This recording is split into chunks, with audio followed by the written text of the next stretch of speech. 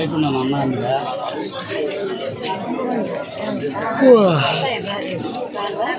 రాన్నా నీగడి చెప్పా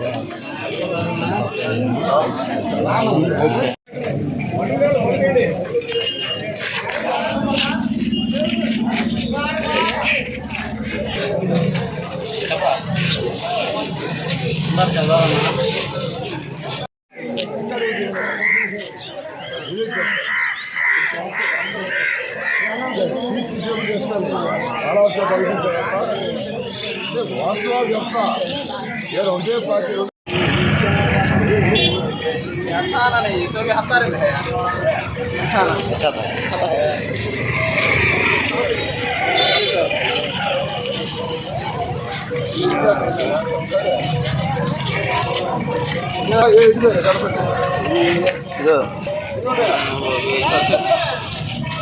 मुश्किल है ना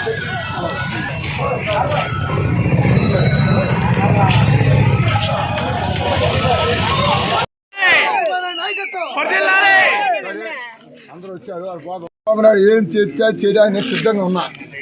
ఆయన నారా చంద్రబాబు నాయుడు గారు, లోకేష్ బాబు గారు ఇది చెయ్యయ్యా అంటే వాళ్ళ మాటకి శిరసావహిస్తా, వాళ్ళు దూకేస్తా.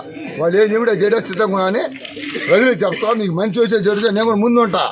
మిమ్మల్ని ఎవరో తాకాలన్నా ముందుకు వస్తా, మంచికి చెడుకు వస్తాను తెలియపరుస్తా. ఎవరికి భయపడలేదు, ఎవరికి ఇబ్బంది అని ఫోన్ చేయండి, ఏ గంట అని వస్తాను. అది అది 1000 రూపాయలు 500కి ఇస్తాడు. ఆ రోజు గ్యాసులు చెప్పినాయి, రేపు దీపావళికి దీపం వెలిగిస్తాడు, గ్యాస్ కూడా అందరికి ఫ్రీగా ఇస్తాడు, గ్యాస్ సిలిండర్. అందుకొని మన రాష్ట్రం బాగుండాలి, మన రాష్ట్రం బాగుపడాలంటే చంద్రబాబు నాయుడు గారు ఆరోగ్యంగా ఉండాలి. ఆయన ఈ రాష్ట్రానికి ఆడిన పెట్టగల్లా. నిన్న విజయవాడలో వరదలు వస్తే చూశారు, ఆ వయసులో నీళ్ళలో తిరిగాడు, ప్రతి ఇంటికి పోయాడు. మీ అందరూ కూడా గుర్తుపెట్టుకోండి. ఏదో మాయ మాట చెప్పారు, అయినా ఎవరు ఎండ్లా.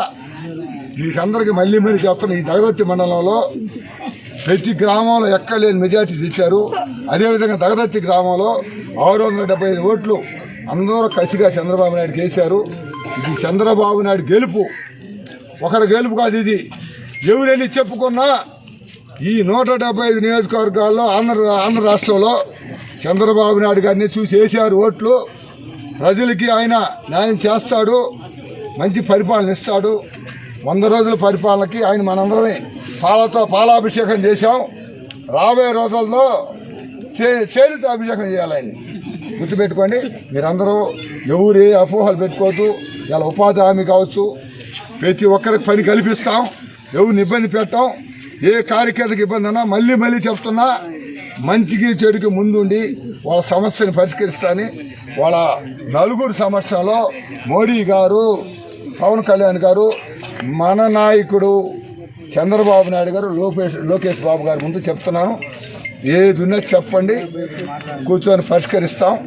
మీ అందరూ ఎవరికి పని లేదన్నా పని పెట్టిస్తారు. అందరూ సంతోషంగా ఉండండి. రాబోయే రోజుల్లో కూడా మళ్ళీ చంద్రబాబు నాయుడు ముఖ్యమంత్రి కావాలి, ఈ రాష్ట్రం ఇంకా ఎడుకోపోవాలి.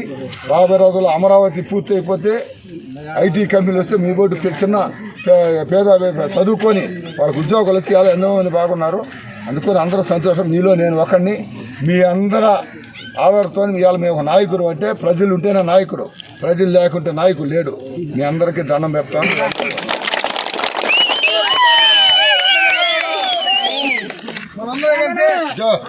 రాబోయే కాలంలో